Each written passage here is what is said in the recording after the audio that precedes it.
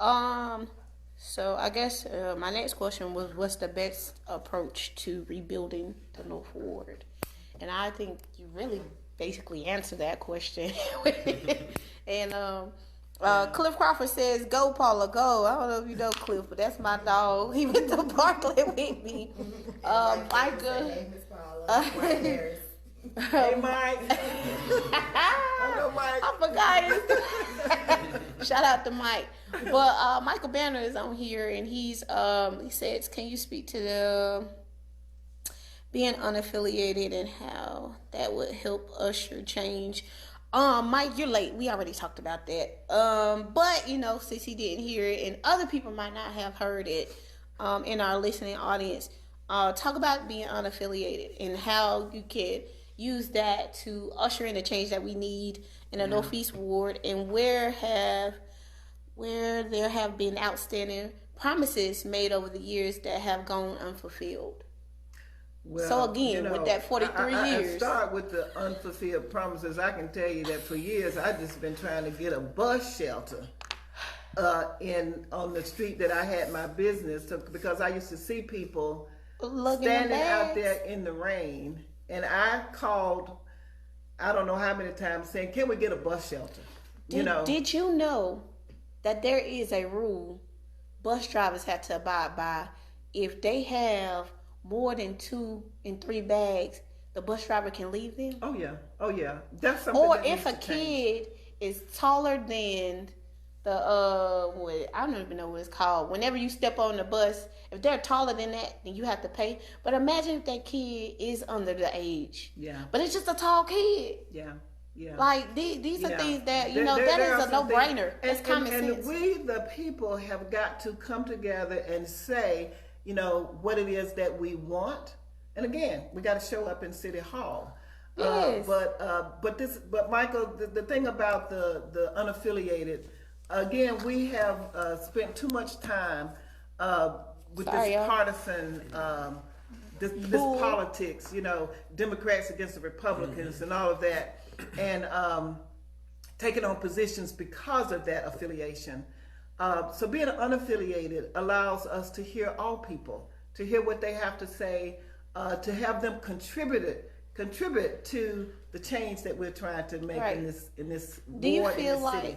do you feel like coming in unaffiliated, like the perceptions that we perceive with being a Republican or being a Democrat, do you have to live up to that hype, or is it that you can come in and be Paula from take in all those trainings and those years of education, as far as, and I need that up, as far as being grassroots worker and hearing what the people have to say, and empowering them by teaching them how to organize and all of that good stuff to create that change that they want to see. Yeah.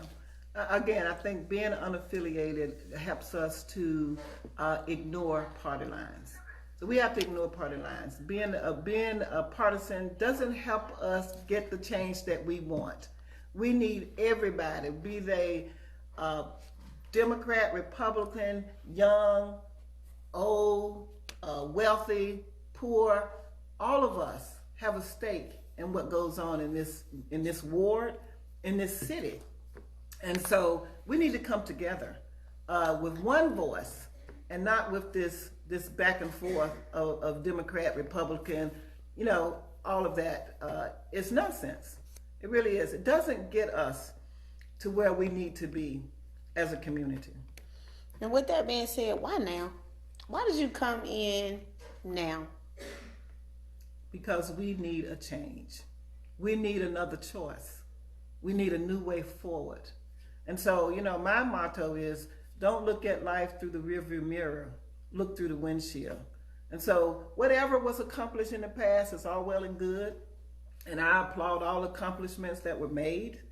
But we are in a crisis in a lot of different ways. And our poverty rate is high, our housing, people are hungry. There are so many issues out here. And the needle isn't moving. And so we need to, and I think it's up to us. It is up to us to move that needle. And we have to come together as a people, talk about these issues, and then come up with solutions to them. And then put those forth and find the resources in order to implement them. The time is now. Right. So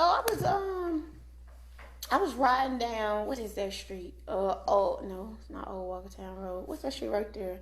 What Zoe's is? What if you turn off by? That's all walking down. Oh, okay. Yeah. So I'm coming up the street, and me and my friend, we see a building being built on the corner, to the left as we coming down. We going to Zoe. We was actually going to Zoe's to get something to eat.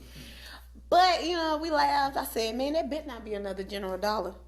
We ride by the next week, and it was a General Dollar. Can we put, if you're elected to the Northeast Ward, can we put a cap on the General Dollars? I'm tired of seeing General Dollars, Family Dollars, and not a grocery store. That would have been a perfect area for a grocery store. Yeah. Being that this is a food desert, that would have been a perfect area for a grocery store. I think that businesses cater to the market. And so where they see a market for a general store, guess what? They're going to build what they think the market wants. I think we have to change our habits sometimes. We have to, and a lot of us do, because guess what? A lot of us go across town to get what we need. Mm-hmm. They go across town to get what they need. If the market isn't in our neighborhoods, then how are we going to, how they gonna know that we need this in our community when for a fact we need a grocery store in our community? They count incomes, they count rooftops, okay. But if we have an area that the income isn't high enough to attract the businesses, but we have to be able to prove the point that we have a lot of discretionary dollars that we spend. That's right. Okay, we do. We do. But we also need to pool together our resources, because guess what? As business people, as residents, we could probably build a grocery store. We could build our own. Oh, that co-op grocery store. Right. A cooperative. Yeah. So we, the thing that I have seen that causes other, I should say, ethnic groups exceed us on the economic ladder is cooperative economics. Right. That's people working together, spending their dollars with each other.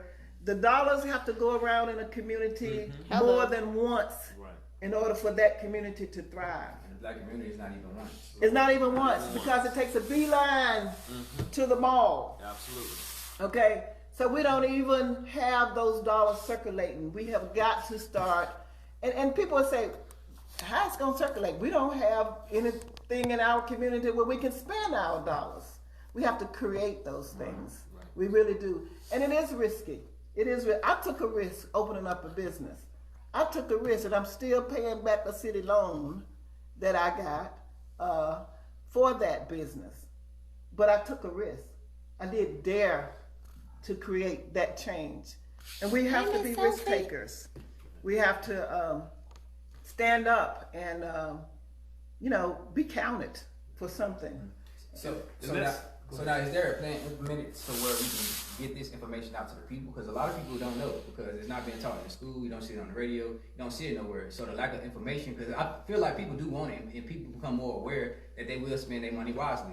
But there's no plans or nobody pushing for us to do this. Mm-hmm. So if you do take that position, do you have a plan to push for people I do have to come together? Absolutely. Being in the community and thank you for asking that question. I do have a plan, and that plan is to continuously engage the community in the issues that impact us. So we're starting some study circles where people, everyday citizens, come together to talk about these issues and make decisions and solutions. Another study. That's not a study. This is a conversation. This is people coming together to talk about the issues, to talk about how that issue impact you. So food deserts, if we talk about food insecurity, how does food insecurity impact you? We want to hear what your experiences are, what your lived experiences are as it relates to food insecurity. That's just one example. We can talk about transportation, we can talk about housing, we can talk about anything that impacts us. And we can come together, and I call it a study circle, but you can call it anything.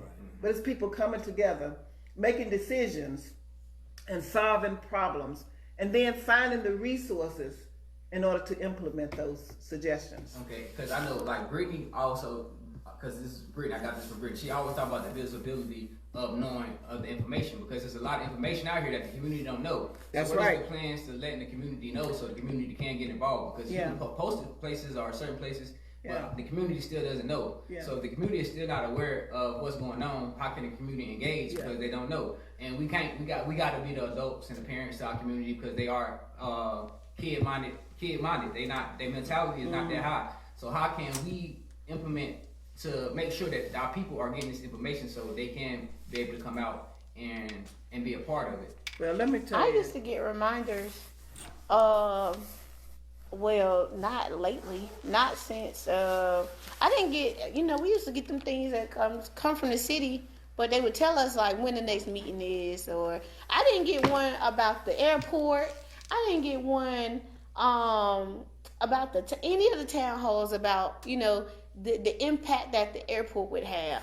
And when I used to get all kind of stuff before to let me know if I'm a part of the Northeast Ward, then we're gonna have a town hall at the airport discussing the expansion of the program, or about the highway that they done knocked all these houses and bought all this land, eminent domain, whoever didn't sell.